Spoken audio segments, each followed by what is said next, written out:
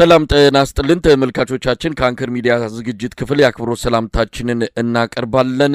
በሰሞኑ ወቅታዊ ጉዳዮች እንደዚሁም በአገዛዙ የተለያዩ ባለስልጣናት እየተባሉ ያሉትንም መነሻ አድርገን ከአርበኛ ሞገስ አባራው የአማራ ፋኖ ብሔራዊ ንቅናቄ ሚኒሊክ እዝ የፖለቲካ ጉዳዮች ኃላፊ ጋር ቆይታ እናደርጋለን። በጣም አመሰግናለሁ አርበኛ ሞገስ። አመሰግናለሁ መሳይ እኔንም ስለጋበዝከኝ።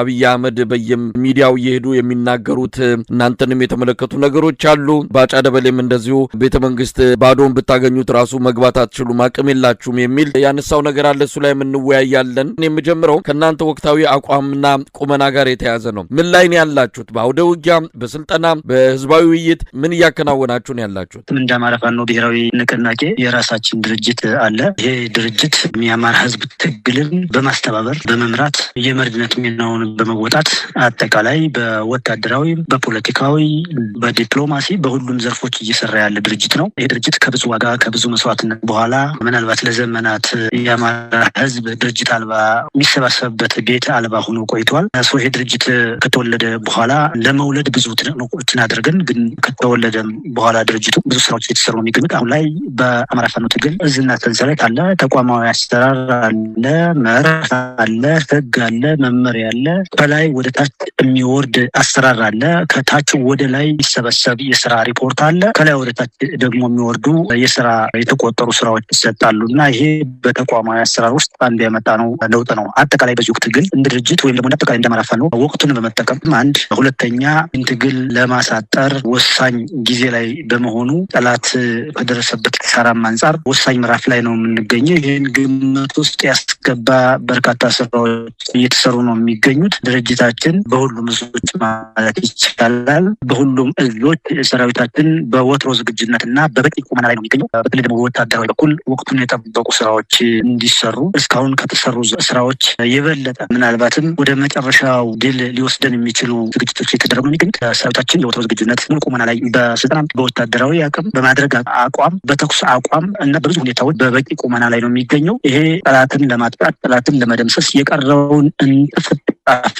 የስርዓቱን ሰንሰለት ሙሉ በሙሉ በጥሶ ወደ መቃብር ለማውረድ በከፍተኛ ዝግጅት ላይ ነው የምንገኘው። ብዙ ጉዳዮች ወታደራዊ ሚስጥሮች ስለሆኑ በተለይ ደግሞ ወታደራዊ ስራዎች በስራ ነው የሚገለጡት እና ብዙ ጉዳዮች በስራ የሚገለጡ ይሆናል። እንደ ፖለቲካ እና እንደ አስተዳደር ዘርፎች በብዙ ስራዎች የተሰሩ ነው የሚገኙት። ካሁኑ ነፃ የሚወጡና የወጡ አካባቢዎች ላይ የሲቪል አስተዳደር መዋቅሮች ጊዜያዊ መንግስት የምንላቸው ጊዜያዊ አስተዳደር የምንላቸው እነሱ እየተዘረጉ ነው የሚገኙት። በሌላ መልኩ ደግሞ ነፃ በወጡ እና ነፃ በሚወጡ ቀጠናዎች አስቀድሞ እቅድ በማዘጋጀት ቅድመ ዝግጅት በማድረግ ሰፊ ስራዎች እየተሰሩ ነው የሚገኙት። ወቅቱን ተጠቅመን በአጠቃላይ የሚሰሩ ስራዎች ላይ በትኩረት ድርጅታችን እዝና ሰንሰለቱን ተጠቅሞ እቅድ ከላይ ወደታች እየወረደ እና ከታች ደግሞ እየተናበበ በየዘርፉ ብዙ ስራዎች እየተሰሩ ነው የሚገኙት። ፈጣሪም ከኛ ጋር ነው። ባለን ዝግጁነት ልክ በተሸከምነው ፍትሃዊ ጦርነት ልክ ወይ ምክንያታዊ በሆነው ጦርነት ልክ ወደ መጨረሻው ምዕራፍ እየተጠጋን ነው የሚል እምነትና ግምገማ ነው ያለን። በዚህ ልክ እየተዘጋጀን ነው የምንገኘው። አርበኛ ሞገስ በዚህ ሰሞን ነው የአማራ ፋኖ ብሔራዊ ንቅናቄ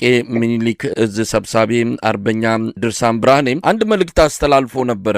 በመልእክቱም በቀጣይ ሊኖር የሚችለውን ነገር ጠቋሚ ነው። ከተሞችን በምንቆጣጠርበት ጊዜ ዲሲፕሊን ባለው ሁኔታ ስርዓት ባለው መልኩ ነገሮች እንዳይበላሹ፣ የህዝቡ ሰላም እንዳይደፈርስ፣ ንብረቶች እንዳይዘረፉ የፋኖ ታጣቂዎች ጥንቃቄ እንዲያደርጉ ከወዲሁ መመሪያ ማሳሰቢያ የተላለፈበት መልእክት ነው ከአርበኛ ድርሳም ብርሃኔ የሰማ ነው። እንደው ምን ማለት ነው? ከተሞችን ስትቆጣጠሩ እነዚህ ነገሮች ማድረግ ይጠበቅባቸዋል ሲባል በቀጣይ የሚኖረውን ነገር አመላካች ይሆን? ምናልባት አስቀድሞ ብዙ አካባቢዎችን እየለቀቀ ያለበት ሁኔታ ለጠላት የአቅም ውስንነት ስለገጠመው የአቅም መዳከም ስለገጠመው እሱ አንድ ነገር ነው። ተጨማሪ ቀውስ ወይም ተጨማሪ ጦርነት ለመፍጠር ኃይሉን ወደ አንድ አካባቢ እያከማቸ ነው የሚገኘው። ያለውን እንጥፍጣፊ ወይም የቀረውን ኃይል በፋኖ ተመቶ የተዳከመውን ኃይል ወደ አንድ አካባቢ እያሰባሰበ ነው የሚገኘው። በዛችን ሰብሳቢ የተላለፉ መልእክቶች በተለይ ተቋማትን ከመጠበቅ ጋር የተያያዘ አስቀድሞ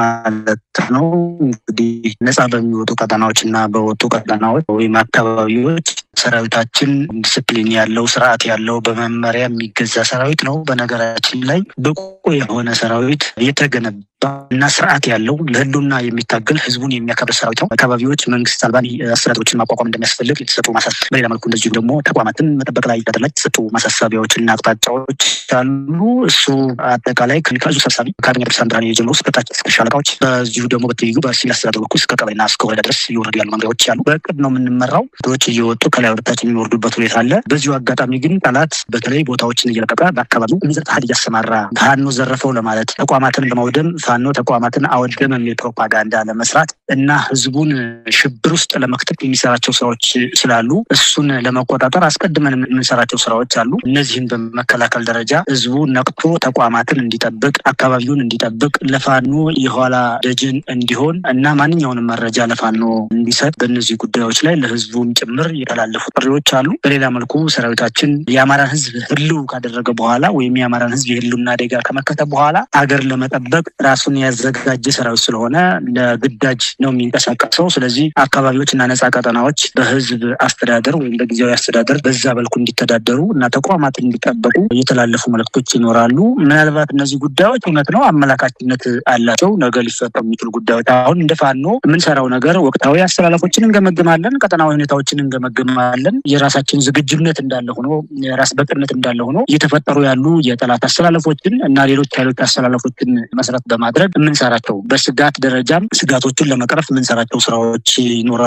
አስቀድሞ ስጋቶችን በመተንተን በሌላ መልኩ ደግሞ መልካም አጋጣሚዎችን በአግባቡ በመጠቀም ህዝባችንን ተጨማሪ ቀውሶች እንዳይፈጠሩ ለማድረግ አስቀድመን የምንከላከላቸው ወይም ደግሞ አስቀድመን የምናስብባቸው የምናቅዳቸው ስራዎች ስላሉ ከዛ ጋር በተያያዘ የወረዱ አሰራሮችና መመሪያዎች ይኖራሉ። ይሄ ድርጅታዊ አሰራር የተቋማዊ አሰራር ስለሆነ ብዙ ነገሩ በውስጥ የሚዘረዘር ነው እና አጠቃላይ ግን ነጻ የወጡ ቀጠናዎች ስላሉ እነሱን ላይ ስራዎች እንዲሰሩ አንድ፣ ሁለተኛ ነገ በኋላ ጠላት ካለው አቅም አንጻር እየተፈጠሩ ካሉ ክስተቶች አንጻር የተሰጡ ማሳሰቢያዎች ይኖራሉ እና በሰብሳቢው በኩል የተላለፉ መልእክቶች አውዳቸው ይህን የሚመስል ነው። አርበኛ ሞገስ፣ ምናልባት ሰሞኑን ካሉት አውደ ውጊያ እንቅስቃሴዎች ጋር በተያያዘ ነው እናንተ ቀጠና ያሉትን አንዳንድ ቪዲዮዎችን እየተመለከትን ነው። አብይ አህመድ የሚኮራራበት ከምንም በላይ ድሮን ታጥቀናል፣ በቴክኖሎጂ ነው ዘመኑ የሚመጥን ዘመኑን የሚዋጅ ውጊያ ነው የምናደርገው፣ አስቀድመን ጦርነት እንዳይከሰት እናደርጋለን፣ ከተከሰተም ግን በአጭር ጊዜ የሚቋጭ ጦርነት እናደርጋለን የሚል ንግግር ባቀረበ ቁጥር የሚመካው ድሮንን ነው። በሲቹዌሽን ሩም ውስጥ ቁጭ ብለን ጠላቶቻችንን እንከታተላለን፣ እያንዳንዷን እንቅስቃሴያቸውን ሲጃራ ሲያጨሱ ጭምር የሚል በትምክት የተናገረውንም የምናስታውሰው ነው። አሁን የምናያቸው ቪዲዮዎች ደግሞ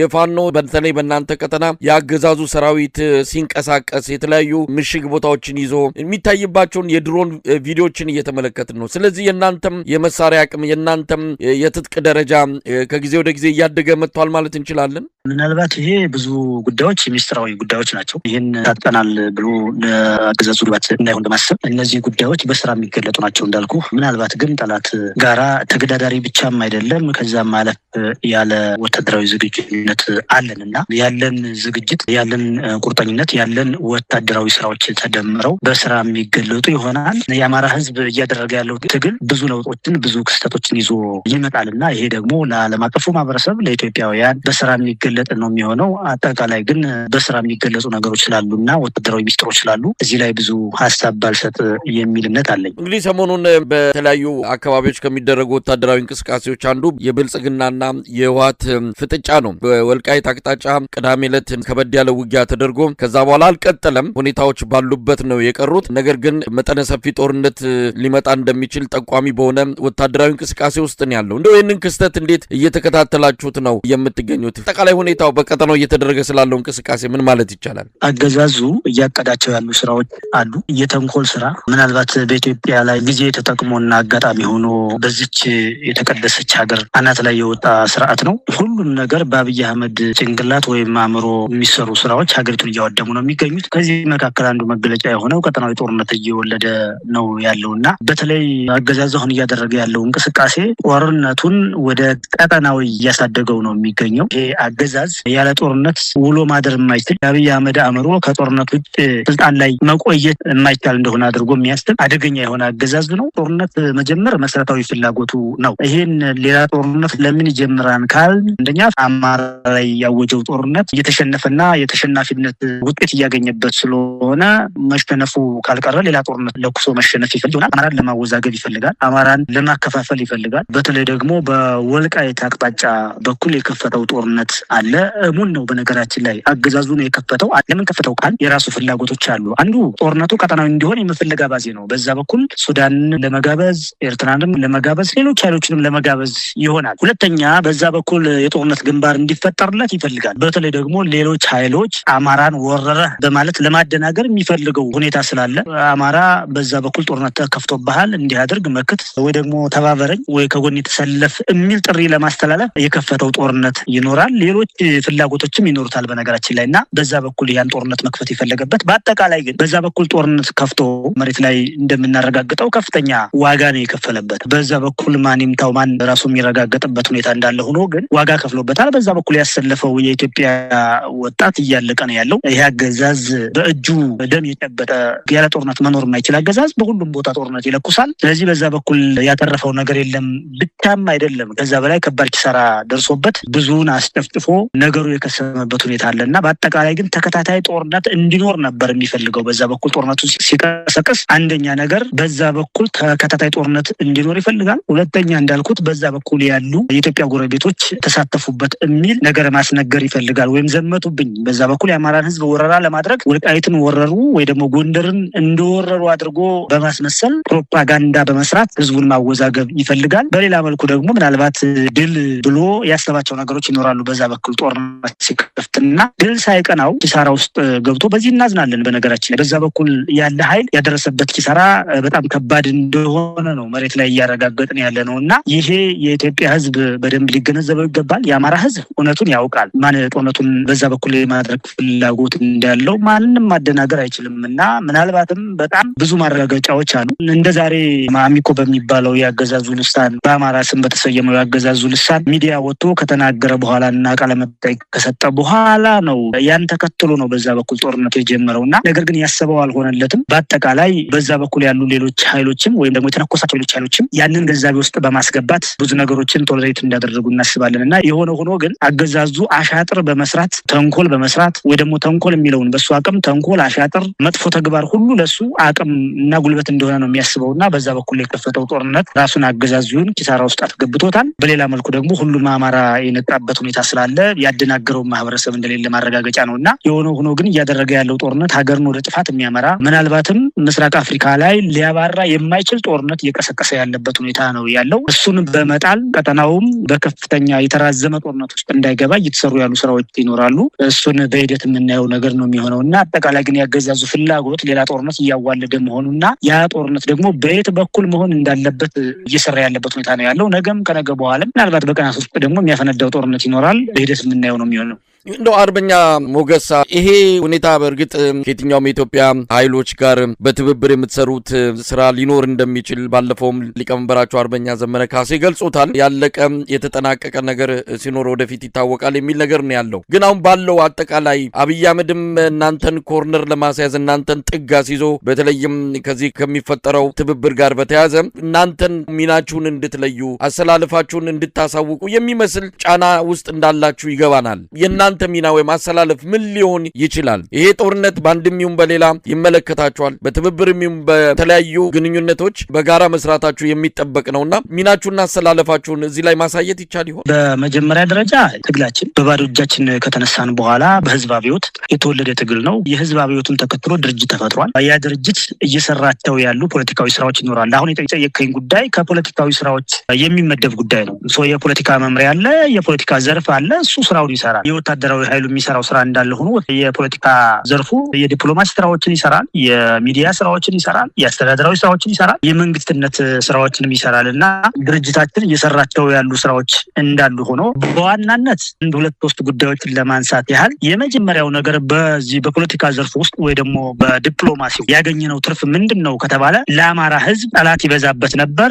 ጠላት ቀንሰን ወዳጅ ማብዛት ችለናል። ይሄ የአማራ ህዝብ ለዘመናት ከበባ ውስጥ ሆኖ ቆይቷል። በጸረ አማራ ትርክት በተፈጠረ የአማራ ጠላትነት ትርክት ይህንን ከበባ በዲፕሎማሲ መስበር ችለናል። ጠቅለል ለማድረግ ያህል አማራ የነበረውን የከበባ ወጥመድ ሰብሯል። መቼ? በፋኖ ትግል። መቼ? በአሁን ባለው በዚህ ዘመን በሚታገለው የአማራ ትግል ማለት ነው። እና ይሄ መጀመሪያው ነገር ነው በዋናነት። ሁለተኛ በጸረ አማራ ኃይሎች የነበረውን የጄኖሳይድ እንቅስቃሴ ወይም የአማራን የማጥፋት እንቅስቃሴ መቀልበስ ተችሏል። እንዴት? የአማራ ኃይል በመፍጠር ዲፕሎማሲያዊ ስራ በመስራት የአማራን ህዝብ ጉዳይ ፍትሐዊነት በማንጸባረቅ ናሬሽን እንዲስተካከል በማድረግ ደረጃ ብዙ ነገር ተሰርቷል እና እነዚህ መሰረታዊ ጉዳዮች ናቸው። ይህንን ተከትሎ ነው እየተፈጠሩ ያሉ ሁኔታዎች